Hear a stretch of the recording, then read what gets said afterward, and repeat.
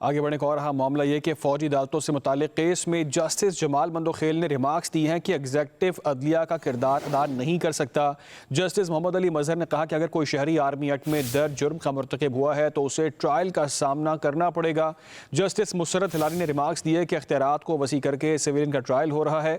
حسان نیازی کے والد حفیظ اللہ نیازی نے فوجی عدالتوں کے سزا یافتہ مجرموں کو جیلوں میں حقوق نہ ملنے کی شکایت کی۔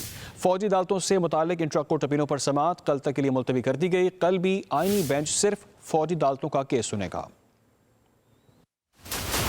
فوجی عدالتوں سے متعلق انٹرا کورٹ اپیلوں پر سماعت سپریم کورٹ کے آئینی بینچ نے کی۔ جسٹس جمال مندوخیل نے کہا آئین واضح ہے کہ ایگزیکٹو عدلیہ کا کردار ادا نہیں کر سکتا۔ قانونی فورم کے ہوتے ہوئے ایگزیکٹو خود کیسے جج بن سکتا ہے؟ وزارت دفاع کے وکیل خواجہ حارث نے کہا آرمی ایکٹ صرف آرمڈ فورسز تک محدود نہیں، دیگر کیٹیگریز بھی شامل ہیں۔ جسٹس مندوخیل نے کہا آئین میں سولینز کا نہیں پاکستان کے شہریوں کا ذکر ہے۔ خواجہ حارث نے کہا افواج پاکستان کے لوگ بھی اتنے ہی شہری ہیں جتنے دوسرے۔ جسٹس مندوخیل نے سوال کیا کہ اگر کوئی شہری روکنے کے باوجود فوجی چوکی کے سامنے جائے تو کیا اس کا ملٹری ٹرائل ہوگا؟ خواجہ حارث نے کہا یہ ایک مخصوص صورتحال ہے جس پر کچھ نہیں کہہ سکتا۔ جسٹس مسرت ہلالی نے کہا سوال تو بہت اہم ہے، کسی چیک پوسٹ پر سویلین کا تنازع ہو جائے تو ٹرائل کہاں ہوگا؟ جسٹس محمد علی مظہر نے کہا سوال کا جواب سادہ ہے، اگر شہری آرمی ایکٹ میں درج جرم کا مرتکب ہوا تو اسے ٹرائل کا سامنا کرنا پڑے گا، لیکن صرف چوکی کے باہر کھڑے ہونے پر ایسا کچھ نہیں ہوگا۔ جسٹس مسرت ہلالی نے کہا اختیارات وسیع کر کے سویلین کا ٹرائل ہو رہا ہے، سوال یہ ہے کہ سویلین کا ٹرائل ہو سکتا ہے یا نہیں۔ ملٹری کورٹ سے سزا یافتہ حسان نیازی کے والد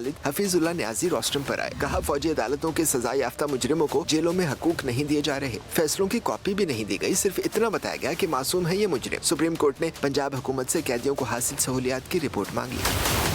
فوجی عدالتوں سے متعلق انٹرا کورٹ اپیلوں پر سماعت سپریم کورٹ کے آئینی بینچ نے کی۔ جسٹس جمال مندوخیل نے کہا آئین واضح ہے کہ ایگزیکٹو عدلیہ کا کردار ادا نہیں کر سکتا۔ قانونی فورم کے ہوتے ہوئے ایگزیکٹو خود کیسے جج بن سکتا ہے؟ وزارت دفاع کے وکیل خواجہ حارث نے کہا آرمی ایکٹ صرف آرمڈ فورسز تک محدود نہیں، دیگر کیٹیگریز بھی شامل ہیں۔ جسٹس مندوخیل نے کہا آئین میں سولینز کا نہیں پاکستان کے شہریوں کا ذکر ہے۔ خواجہ حارث نے کہا افواج پاکستان کے لوگ بھی اتنے ہی شہری ہیں جتنے دوسرے۔ جسٹس مندوخیل نے سوال کیا کہ اگر کوئی شہری روکنے کے باوجود فوجی چوکی کے سامنے جائے تو کیا اس کا ملٹری ٹرائل ہوگا؟ خواجہ حارث نے کہا یہ ایک مخصوص صورتحال ہے جس پر کچھ نہیں کہہ سکتا۔ جسٹس مسرت ہلالی نے کہا سوال تو بہت اہم ہے، کسی چیک پوسٹ پر سویلین کا تنازع ہو جائے تو ٹرائل کہاں ہوگا؟ جسٹس محمد علی مظہر نے کہا سوال کا جواب سادہ ہے، اگر شہری آرمی ایکٹ میں درج جرم کا مرتکب ہوا تو اسے ٹرائل کا سامنا کرنا پڑے گا، لیکن صرف چوکی کے باہر کھڑے ہونے پر ایسا کچھ نہیں ہوگا۔ جسٹس مسرت ہلالی نے کہا اختیارات وسیع کر کے سویلین کا ٹرائل ہو رہا ہے، سوال یہ ہے کہ سویلین کا ٹرائل ہو سکتا ہے یا نہیں۔ ملٹری کورٹ سے سزا یافتہ حسان نیازی کے والد